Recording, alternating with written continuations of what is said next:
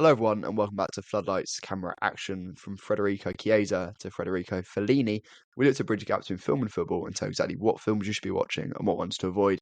I'm Jack, but podcast is only because it's co-host every week. I'm joined by my good friend Veronica to work through the do's and don'ts of film watching. Veronica, how are you? Yeah, I'm good. Well, actually, I'm not. I'm quite tired. But you know what was good? Our interview with Giulietta, which everyone is going to listen to in a minute when you're finished introing. Good segue or Basically, not? the main intro line for me. As Veronica says, today we were joined by Giulietta Tisminetzky. She's an unbelievable performer, writer, jack of all trades, master of all of them, and she is currently touring her show How to Kill a Chicken. Giulietta, welcome to the show. How are you doing? Thank you so much for having me. I'm all right. How are you guys? After a long day of Doing brilliantly. Yeah, we're great. As always. Now, we are here to discuss you, obviously, naturally, but also your show, How to Kill a Chicken. Fantastic title, I have to say. If you had to describe your show in a couple of sentences, how would you pitch it to our audience? No pressure, of course, no pressure. Yeah, damn it. It took me hours to come up with my marketing copy. I'd say it's a lyrical, tropical, fantastical journey through paradise where a young woman comes to terms with her past. There's sex, there's margaritas, and there's a lot of joy, and I think the play wants to be a joyful ride into desire and negotiating what we want. And on the flip side, sometimes it can have a darker turn, or the consequences of that, especially for women, can be irreversible. That was not very concise, I suppose, but there you go. No, it was a good pitch. Is the word, yeah.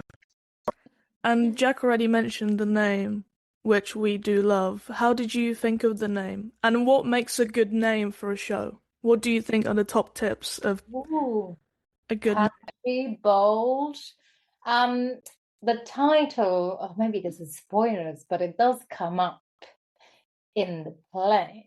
So there is actually some animal violence involved, which we won't say too much. But yeah, I think it's sort of funny, and yet it's quite violent, and I think that stems some curiosity. Is it a comedy? Is it a drama? I think when we first did the show in Edinburgh, a lot of people came to see the show, curious because of the title. So yeah, I'd say also when the title belongs to the world of the play, I think for me that's always when you're watching the play and you're like, oh, that's why it's called that, when the audience gets to catch up with and then there's a bit of ownership after you've experienced it. I think that's what makes a great title. They realise when the chicken comes on stage. Yeah, that's the kicker. It's a flood of chickens. You mentioned their audiences and their reactions to it. We had Daniel Bai on the show last week, who's a comedian currently doing a show, and it's kind of that, as you say, kind of genre bending, kind of funny and dark, and it's kind of multifaceted situation. Have there been any quite surprising audience reactions to the show that you've experienced so far? Yeah, for sure. I think it's an interesting one because I see how it affects differently men and women. Women go, oh, I know that story. I've been there too, for the most part. In some iteration, shape or form, we all share. We all had to negotiate our power. And I think men have it too. But I certainly I've certainly felt a difference in the way that men have received the show. And then audiences, especially if you're doing a show in Edinburgh or one of these, fringe festivals, often some of the audience that comes in is quite smashed, which is great because it means that they're just laughing out loud at the funny bits. So it makes you go like, yes, they got the joke. Yes, I'm funny. Now be quiet. Yeah, now shut up. Yeah, shut up. No, but and then I think when it sort of starts going darker, you're watching them going like, wait, what? They're sort of catching up, and if they've had a few drinks, maybe that takes a little bit longer. But yeah, audience responses. It's such an amazing. I think that's what's amazing about live theatre is that it's so different every time. And I've had to perform this show in front of, when we first opened the first time, no flyering, no nothing. We had 7 people in the audience. We got a lot luckier as the run went on because a lot more people heard about it, and we were in a great venue, but and the title. But the first night, I had 7 men in their 70s, 80s. And there's a lot of sex in the play, so much so that I climax on stage, and climaxing in front of 7 ancient men. Ancient sounds wrong, but 70. Yeah, I can't imagine doing that either. So I mean, it was interesting. It was an interesting experience, but I think when you have difficult audiences, not that they were difficult, it was actually one of my favorite evenings. It was just hilarious. But when you have different responses, or there's some scenes that hit differently, or some jokes that land differently every night, and you just have to go like, it's okay. Remember why you're doing this, and the answer is always love. You're doing this for love, so you've got to push through and pour your heart out and just keep going. But it has been interesting, for sure. I wanted to ask a bit about the writing process. How did you get inspired to explore this theme or write this show? And also, did you learn anything throughout that process of kind of coming up with the play? Yeah, I mean, gosh, I learned so much. I also need to say that the process was not. I mean, I guess I wrote something and then I took it out into the world, and I did a few scratch nights, and I was sort of experimenting, seeing how people reacted to it, if it worked. And then I had Ella, our dramaturg and assistant director, who also directed it the first time. She sort of jumped on and really gave it the shape that it has today. And then, of course, there's the music, which is one of the main characters, really, that drives the story. And the music was always a collaboration with the musicians. And we've had different musicians every time because of timing, because of scheduling. So we had to always sort of find new people. And this time that we're doing it at Brighton, we're expanding. So now we have a violin, a piano, and a guitar. So it's like we're rewriting it every time. And the show really changes depending on who's, it has a different voice. So the writing in itself, it's loosely based on true events or stories that I've heard, and or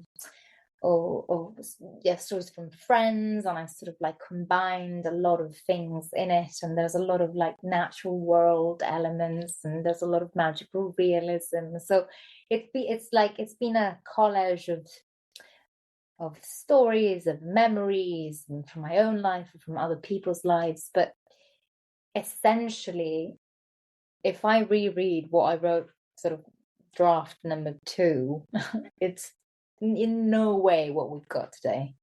And I owe that to my dramaturg, to Ella, and to the amazing musicians that we've worked in. And then I had Lauren, who directed the version in Edinburgh, and every time you bring someone on, a collaborator, then they give so much. So I'd say that the process is a very collaborative one. I can't really take much credit, if I'm honest. Take a little bit. I reckon you get a little bit of credit, surely. I did come up with the title, so I'll take that one. That's the most important part. That's the sticking point, yeah. You spoke there about use of music within your show, but the theatre broadly, and this is a film podcast, and we love film soundtracks and scores, and without putting you on the spot too much, do you have a favourite film soundtrack, or maybe there's some composers you really like within film? Oh gosh. Hang on. The Italian one. Oh my god. The Italian one. We'll take it. The Postman from Cinema Paradiso. Oh my gosh. Oh guys, help me out here. Hang on. Cinema Paradiso. I'm frantically Googling at this point. And he also did Ennio Morricone, bravo. And Ennio Morricone. Ennio Morricone. Look at you, pronunciation. I wasn't even going to try that. If I tried to pronounce that name, it would sound. I could speak Spanish. Well done. It's Ennio Next best thing. Mm-hmm. There's some of the most beautiful soundtracks out there. Yeah. I think music has power to. I guess cinema is a much more complex medium, and so is theatre, because it's using a lot of different elements. But music seems to be capable of like cutting through all of it and accessing something that is so private and so intimate inside anyone, because anyone can feel music, and if you can hear it and you can feel the vibration, even was it Beethoven who was playing the piano just through vibration, and it enters your body in such a visceral way. I think when I first wrote it, I was in no doubt that there had to be a strong musical element, because I think in any film you can almost listen to a soundtrack of a film and feel whatever the story took you. It's so encompassing, and also it becomes like such a collective experience, because we can all feel something together. And I think maybe when it goes into text, and when it goes into story or into lighting, there's taste. It's more intellectual, it's a more rational exercise. It's not as raw, is it, as music? Yeah. Music is visceral, and there's no escaping it. It's like your brain finally shuts up, and you can just feel. And it's in a good way, it's also a way to manipulate an audience's emotions. In a good way. I think music's probably one of the easiest ways to do that, especially if you pair it with a good script and a good performance, which I'm sure there is in this play. Well, hopefully. I haven't seen it yet, but I hope so. The music.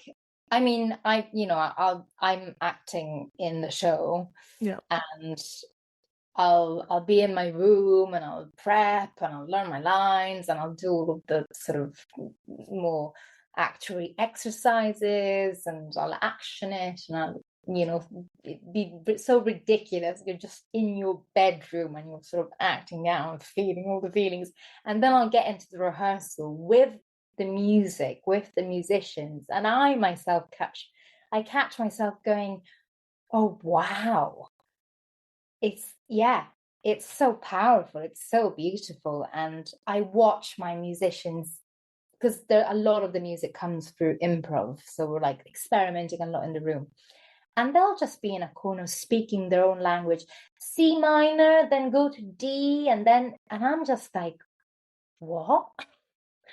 It's like, it's maths. I don't know what it is, but they have this other language, and how the hell those letters and numbers translate to such powerful, beautiful sound. It amazes me. I almost like that I don't know how it works because it's more fantastical. It's like I've got a record collection down there. I watch videos of like record pressings. I'm like, I don't know how that works. I don't know how like these little circles and these little grooves make music, but it does, and it's almost better for not knowing in a way. Yeah, Veronika, you a musician? Nah. Whoa, I don't know where that's come from. I'm not a musician at all. No. Veronika is very talented, not a musician, unfortunately. No, not. So it's one of the grand shames in life. One of the only talents I don't have. No. Oh wow. No, I'm joking. I'm joking. So humble as well. So humble. Can I ask you go for it. about the process? You kind of said earlier about early on in the show's run, the show's existence, when you were kind of playing to like 7 people before flyering and going on podcasts, for example. What is that process like of essentially marketing quite a raw, not raw, like quite a personal idea to you, and you've kind of made it into this thing of this show? Do you like the process of going on? Not to say like, don't you love coming on this podcast? But what is that process like of kind of selling your product in a way to other people? Without sounding too cynical, Should I be honest? Should I be honest? Of course. Absolutely. Hate it. That's the correct answer. That is the correct answer. It was flying is actually soul crushing for me. I have to say, I watched Ella, my dramaturg. She was helping me fly in Edinburgh, and I was like, "How do you do it?" She is so on it. She's so good. You have to come in with such energy and such pride. I mean, it's not that I'm not proud of what I'm doing, and I love it, and I love the show, and I've poured my heart in it, and it's got a lot of effort, but yeah, I'm just not a good saleswoman. I don't like that bit, and this is not that for me. Like talking to you guys, I always learn so much from podcasts or journalists, and I love chatting to people. It's such a beautiful... I love connecting with other human beings, but being out there like, come to see my show, it's the best out there. There's only 3,000 more shows for you to watch, but you're going to pick one. It's tough, especially during a festival where you're like, listen, I know you've seen 5 shows today. I know you're basically dying and fried, and all you want to go do right now is go see a comedy. And I kind of wish that for you too. And I kind of wish I could come with you. But if you have a little bit of more space in your heart, come and watch this beautiful, dark, dramatic comedy. It was tough. It's tough. Do you like chickens? I've got a show for you. That's all you need. Just lead with the chickens. So I literally was desperately trying to come up with. I was wearing a feather boa, and I was like, at some stage my best friend was like, I'm gonna dress as a penis and you're gonna dress as a vagina, and we're gonna go around flying. And I was like, yeah, that probably would have sold a lot more tickets. You noticed, that's for sure. Controversial, but yeah. So my answer is I hate it. I hate the marketing bit. It's not my forte. No. Was that kind of what you were told, maybe to market it more as a comedy to get more people to watch it? Or did you have more control over how you were selling the show?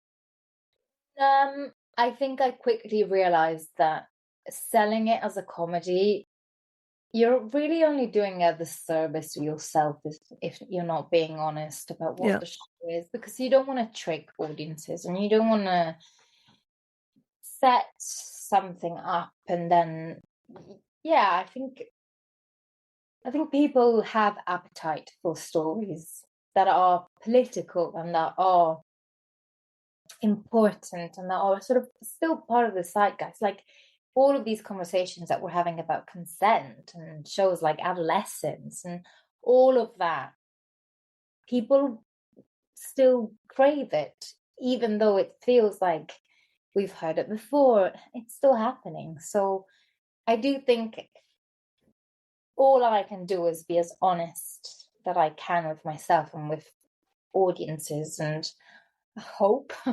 that people will want to sit with us and talk about these things and have these difficult conversations at times. I don't think there's comedy within the show, and there's a lot of lightness and there's a lot of beauty in it, and I think that was kind of my intent as well. Make sure that we are holding on to the beauty and the resilience and what happens after something dramatic. There is a yearning for life, and I think that is what I hold on to so much in the piece, and I think there's moments of comedies, and at some stage it just sort of turns dark. I wouldn't call it a comedy, no. But I think it's important to kind of stick to that principle of not changing it into something else just because it could get you a bigger audience. Or maybe the audience that will get you would be the wrong audience, people who aren't right for actually watching it, and maybe they'd ruin the play, possibly. I think it's important to not sell something that you don't have, like what the product isn't, pretty much.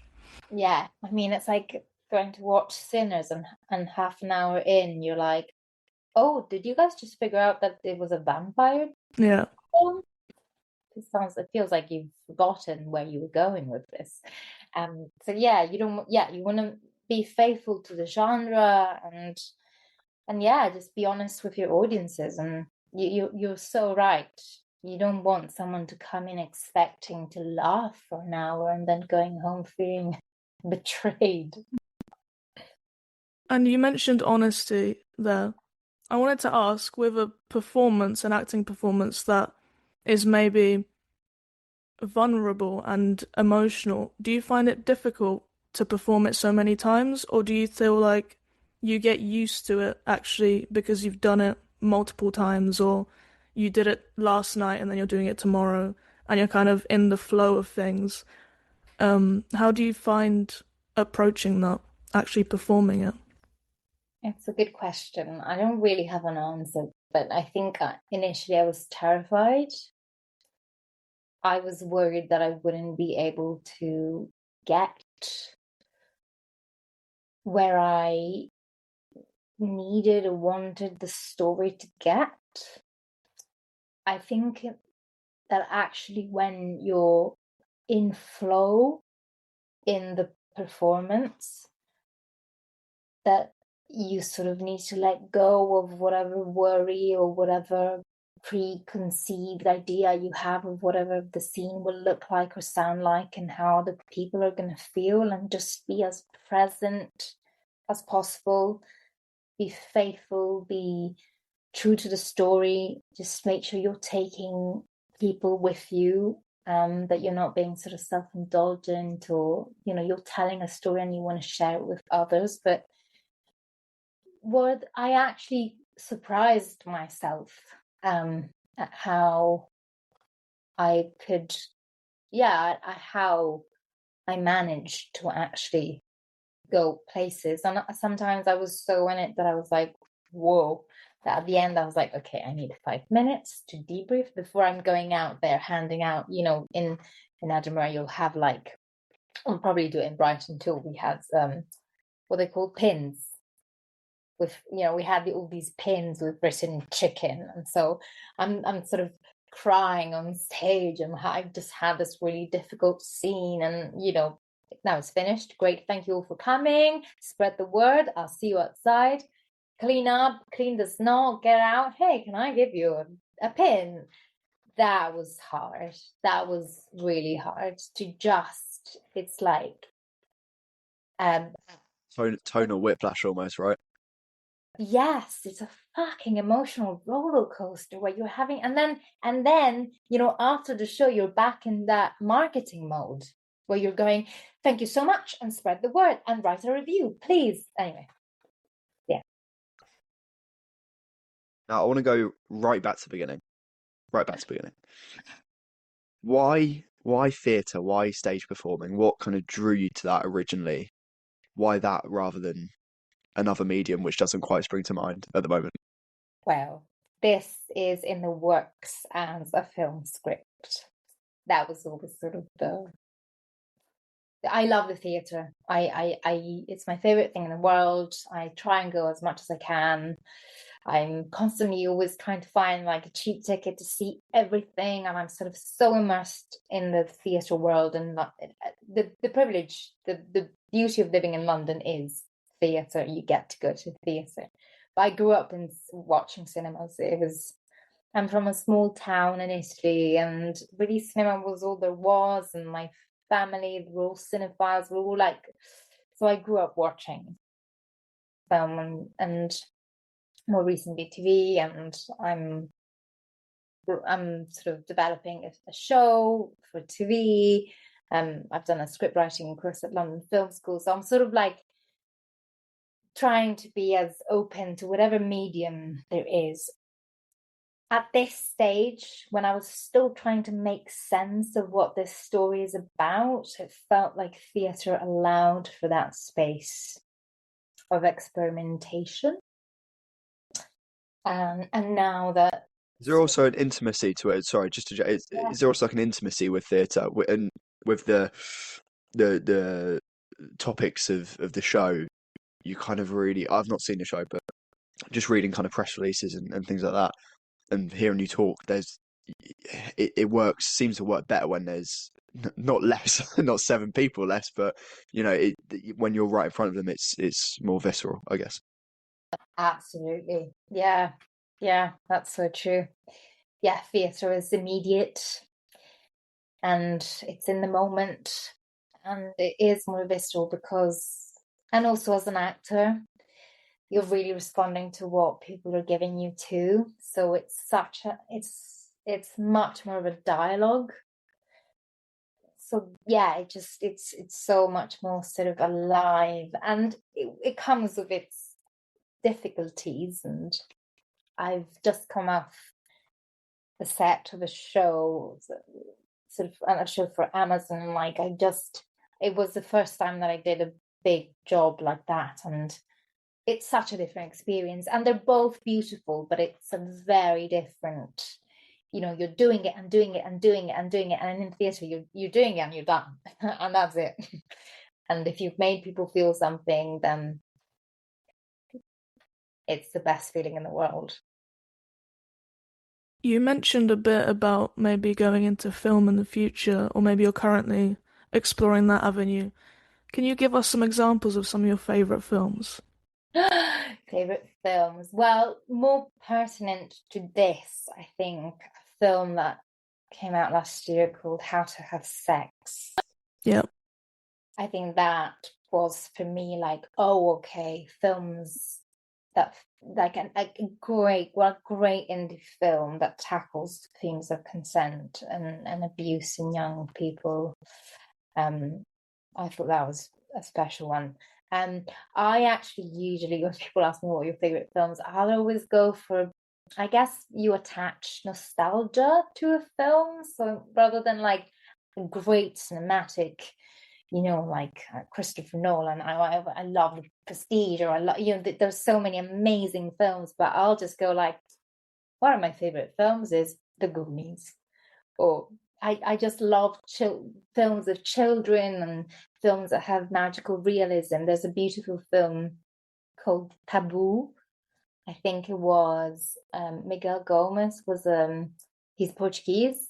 So I love really weird niche films like that, and that was a silent film actually, and it has the most beautiful soundtrack. And speaking of amazing soundtracks, In the Mood for Love, that has to be in my top 5. And That's such a good film. That's such a good film. The soundtrack to that film. Yeah. And then I guess Italian cinema, probably Fellini. I was named after Fellini's wife, Giulietta Masina. And she's done Giulietta degli Spiriti. There's quite a few amazing films that are sort of in my top 10, let's say. It's very hard to limit yourself, isn't it? We tend to, I think at the start of this, when we started doing interviews with people, we were like, okay, what's 3? But I think we've binned off the number now because when you hear 3, you go, okay, I have 3 and then like 8 honourable mentions. There's no point putting a number on it, is there? It's really, really difficult. Yeah, also I forget. I don't know. And then I'll change my mind and I'll rewatch something and I'll be like, oh, that is now my favorite movie, and then I'll forget. So there you go. Until the next film I watch. Yeah, exactly. I have to ask, this is quite a high pressure question. So, this is serious stuff. What is the most recent film you've watched and what was your thoughts on it? Could be good, could be bad, could be anything in between. I watched La Cocina. I actually can't remember the director's name. I know Rooney Mara's in it. Rooney Mara's, yeah. Is he? He's Latino, I think. For sure. He's one of my people. I'm half. Alonso Palacios? Yes. Good teamwork there. Thank you. Also, magical realism captures amazingly the sort of. I've worked as a waitress for so many years. My God, and anyone who's worked in that world knows the film definitely speaks to anyone who's gone through those experiences. It has incredible sort of like rhythm to it. It's so dynamic and it's so alive, and it really explores the complexities of being an immigrant they work in sort of this big restaurant in New York, illegally, no money, all of the conversations around hustle and sacrifice, and then throwing in there a little bit of love and a little bit of magic. It was a great film. Star rating? Yeah, go for it. Of course. Tough. I don't want to. You volunteered to do a star rating. You asked about the star rating. Sorry, I should have not done that. I've really cornered myself. Just say, was it good? Yeah. I had problems with it. With the script. That might be worse than a star rating. It could have been great, is what I'm going to say. It's flawed. Yeah. I'm going to be very bold here. Yeah. Oh, no. Gigi, thank you so much for joining us today. We got Gigi! Yeah, thank you. And Veronica, thank you so much. Thank you. It was such a pleasure. I do want to hear about your favorite films, but if we had longer on this call, we absolutely would have got into it. We'll get you back for another episode and we'll talk. Yeah. Yeah, you can come back anytime. We can speak about just films for an hour. I'd love to. I would love to. Thank you so much for doing this with me. It's been a pleasure. So thank you again to Giulietta for coming on the show. How to Kill a Chicken is at the Brighton Fringe Festival from the Saturday 31st of May to Sunday 1st of June. And to show support to survivors of sexual abuse, proceeds from the shows run at the Edinburgh Fringe 2024 were donated to the Survivors Trust. And we are officially at the end of another episode. Hope you enjoyed. Make sure to check out Giulietta and How to Kill a Chicken on social media. Veronika, can you let the people know how they can get in touch with us? Yeah. Can email us at floodlightpod@gmail.com. Can follow our Medium page, where I'll be posting some stuff maybe soon. Which is medium.com/floodlightspod, probably. All links will be in the description. The links are in the description. All of our socials. Also, rate if you're still listening, rate us 5 stars. I feel like we haven't said that in... It's been a while since we've done that. 6 months. And auto-download. Yeah. Hit auto-download. No, don't actually auto-download. Don't do that. You'll forget about us, so don't worry about that. You'll forget about it, and then you'll just have loads of storage taken up on your phone and all that stuff. Yeah, I still. And I don't want to take responsibility for that. Episodes. I don't think it's our fault. I think it's the viewers' fault if they choose not to do it. I think that's more on them. Well, 5 stars anyway. That's the most important bit, isn't it? Yes, that's the most important bit. Right. Until next time, keep watching and keep consuming.